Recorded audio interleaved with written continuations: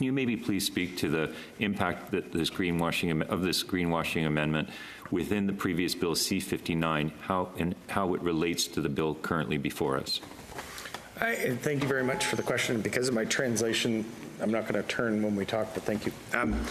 So here's a great example of a piece of legislation that was passed presumably with good intentions, that has been implemented by, I guess, one quasi-government, one full department, that has created unbelievable uncertainty in the business community around what can and cannot be said for environmental claims for a project.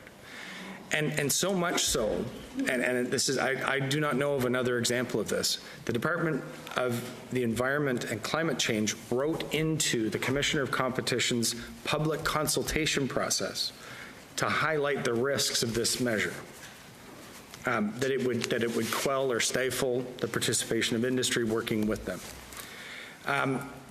One example is C-59. There are a litany of others. The problem with that is the business community sits back and says, well, where are we going to deploy funds? Where are we going to invest? What projects are we going to invest in? And when they see a regulatory environment like that in Canada, they choose elsewhere.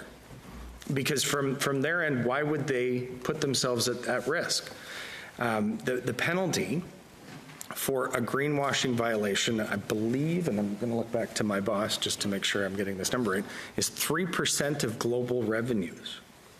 So find me a mining company in the world that is going to take that risk. So that comes into that's already into force. There's some clarification coming into the Commissioner of Competition's office recently that's in with industry right now. But there's a private right of action section that comes into force on June the 20th, this month.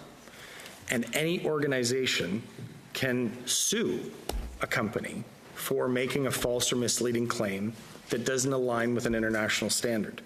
And that international standard is not defined. So it doesn't say what that standard is that you should be shooting for. And I can tell you, I've talked to businesses specifically, they will not invest when that's the climate that they're looking at in Canada. And that's one example of many.